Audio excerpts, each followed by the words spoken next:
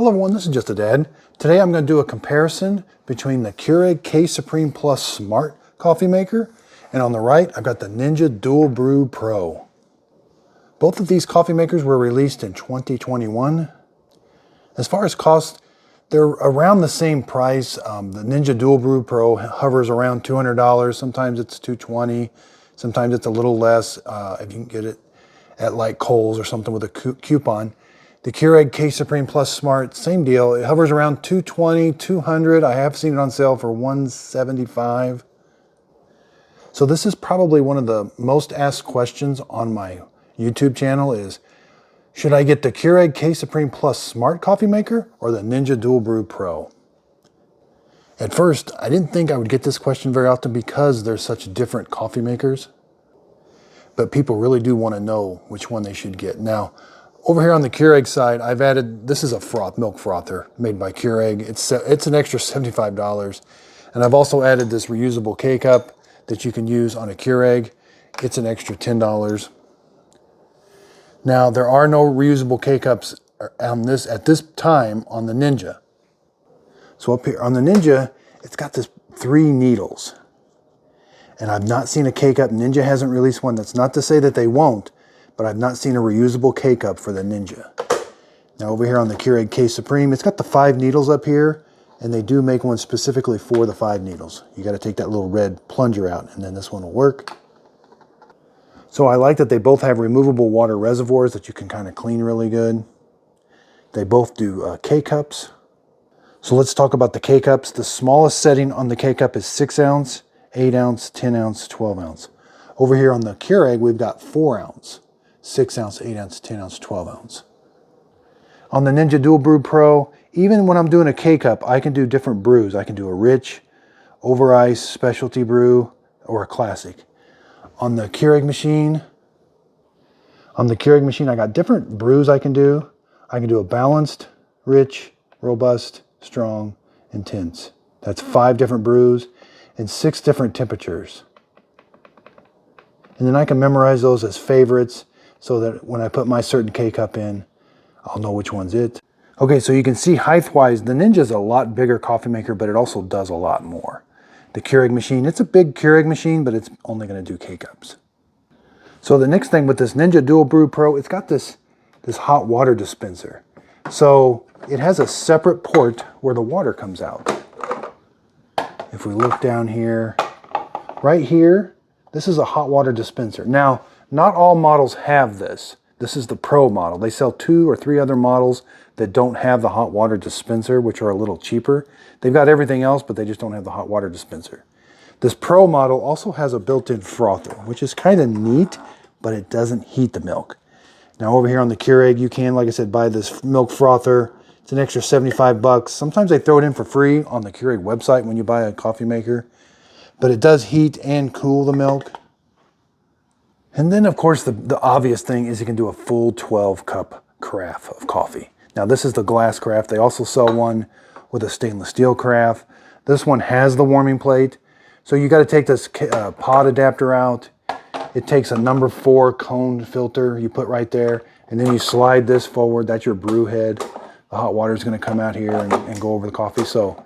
And it's kind of automatic. It changes all the different...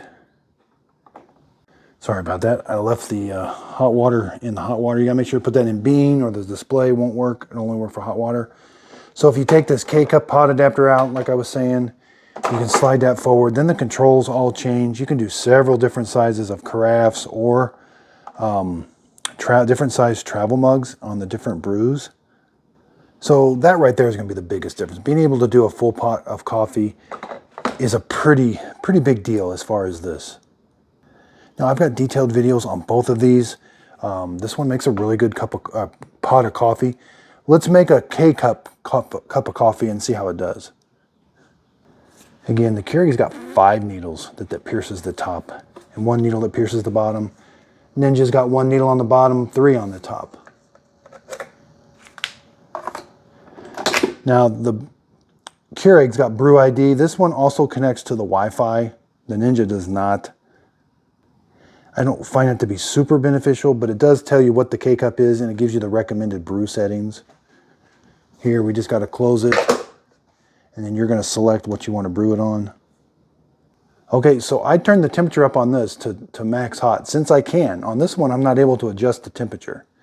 I can do different brews, but I can't adjust the temperature. Okay, so let's brew them both on the 8-ounce setting.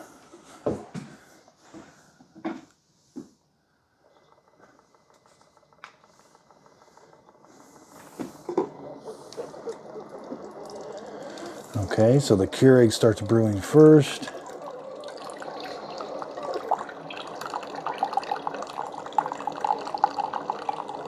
So the Keurig's going to ramp up pretty quick. It's at 180.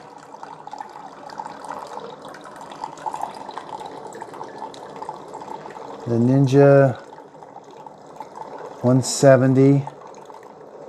180. It's ramping up pretty quick too. Now the Keurig should get up close to 200. Yeah, it's 199, 200. Because I got it on max hot, the Ninja will not get that hot. It's 180. I did see 188, 192, 193, 194. 194 is about it.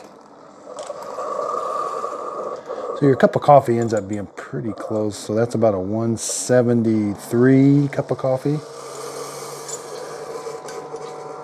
And over here on the Ninja, a little bit cooler, 165. So yeah, about 8 degrees cooler as far as the Ninja. Now some people ask me, how do these taste?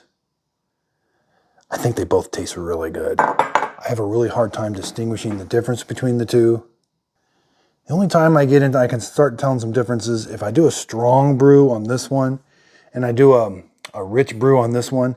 That's when I can start to tell the difference. This one does taste a little more robust, a little more stronger, not a ton, than the Ninja. One other thing I forgot to mention, so on the Keurig, you can install a carbon water filter. You don't have to have the carbon water filter, but it does help with if you have bad chlorine taste. Over here on the Ninja, I can move this water reservoir to the back.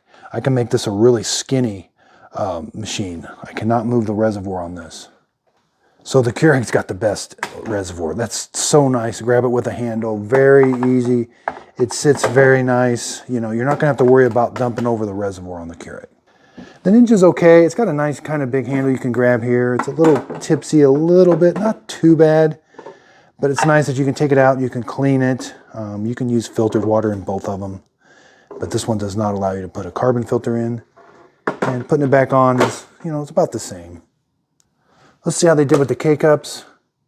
Here we've got the Ninja, and here we've got the Keurig. So something that's going to be common to both of these, I hear this a lot, coffee grounds in your coffee. Now, I've not experienced, once in a while you'll get coffee grounds in your coffee, but here's some things you can do to eliminate that.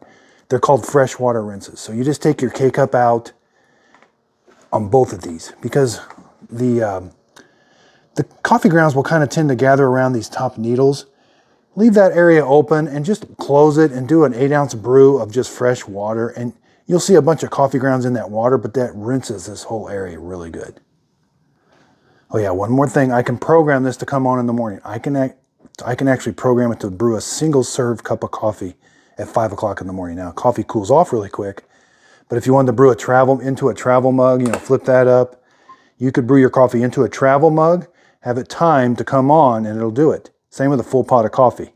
Over here, it's a little more complicated. You can do it, but it takes a little bit of work with the Amazon app, you know, that name, or with the Google app. I've done it, but it takes a lot of work to schedule a brew. On the Ninja, it's very simple because you got the clock, and you can just do the delay brew. I've got a video on how to set the delay brew. So let's talk longevity. This Ninja coffee maker seems like a very well-built coffee maker. Ninja's got a very good reputation with coffee makers. They've been making them for a very long time. The Keurig, now these do have some problems. They will overheat sometimes, and there's a thermostat you got to reset. You got to take the side off and push in a little reset with a paper clip. That can be kind of troublesome. Descaling's kind of not really complicated, but it's kind of tricky. And you get a descale light. The Ninja's very easy to descale. From my videos, I see a lot of problems with Keurig K Supremes overheating. The older models overheated a lot. The newer ones are doing the same thing, not quite as bad as the older ones, but internally they're exactly the same almost. The Ninja, the only thing I've seen is sometimes this micro switch gets a little, people lose track of where this micro switch is or something, like they don't have this lever all the way forward and the screen is blank. So there's some interlocking features that kind of get messed up sometimes if you just don't have everything moved right. I have seen people they really want a reusable K-Cup on the Ninja. I get that a lot. But one thing you can do is, you can put a filter in here and do a really small brew with just coffee grounds using a filter, whereas on the Keurig you can't. But the one thing I do see a lot of, and I'm not sure why yet, but I see a lot of people getting, not a lot of people, but I do see some comments of people getting coffee grounds in their coffee on the Ninja DualBrews. Not so much on the Keurig, because I see comments on the Keurig also, but not as much as I do on the Ninja. Now again, once in a while I have experienced it, and then I just remember, okay, I gotta do a freshwater rinse. Now I do a freshwater rinse once a week. If I'm making a lot of coffee, I'll do a freshwater rinse every other day or something. Hope this video helps. If I get a comment in the future, I'm gonna be able to direct them to this video, because when I try to type all this out, it gets a little long. I really hope this video helps. Thanks everybody for your support. I've got some other videos coming out. My second biggest question is Keurig versus Nespresso. I'm seeing that question more and more now. I'm seeing it mainly for the Nespresso, the Verdio line, which actually does coffee, and their pods are quite a bit different. They're more expensive, but I'll be doing a video showing you with the Keurig K-Supreme Plus Smart Coffee Maker against an Nespresso. And I just released a bunch of videos on frothers. I've been checking out a lot of frothers. I really like to froth milk, make cappuccinos, lattes, so I've been experimenting with a lot of those. Thanks everybody for watching. If you could, please like and subscribe.